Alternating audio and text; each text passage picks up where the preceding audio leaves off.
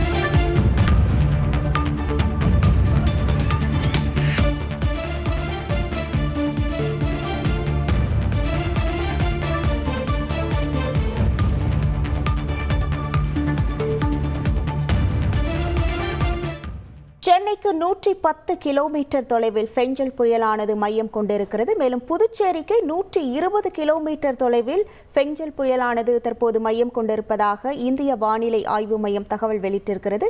இது குறித்தான முழு விவரங்களோடு இணைகிறார் நமது செய்தியாளர் தாயுமானவன். வணக்கம் தாயுமானவன். தற்போது இந்த ஃபெஞ்சல் புயலானது எத்தனை கிலோமீட்டர் வேகத்தில் தற்போது நகர்ந்து வருவதாக தெரிவிக்கப்பட்டிருக்கிறது? இது குறித்தான முழு விவரங்கள். தென்மேற்கு வங்கக்கடல்ல நிலவக்கூடிய பெஞ்சல் புயலானது வடமேற்கு திசையை நோக்கி மணிக்கு 13 கிலோமீட்டர் வேகத்துல கடந்த 6 மணி நேரமாக சுழற்சியாக சுற்றி வருவதாக தகவல் என்பது வெளியிடப்பட்டிருக்கிறது. குறிப்பாக இந்த பெஞ்சல் புயலானது தொடர்ந்து வடமேற்கு திசையை நோக்கி நகர்ந்து வருவதாகவும், குறிப்பாக சென்னைக்கு அருகில, அதாவது 110 கிலோமீட்டர் தொலைவிலும், பாண்டிச்சேரிக்கு 120 கிலோமீட்டர் தொலைவிலும் இது தற்போது மையம் கொண்டிருப்பதாக தகவல் என்பது வெளியிடப்பட்டிருக்கிறது.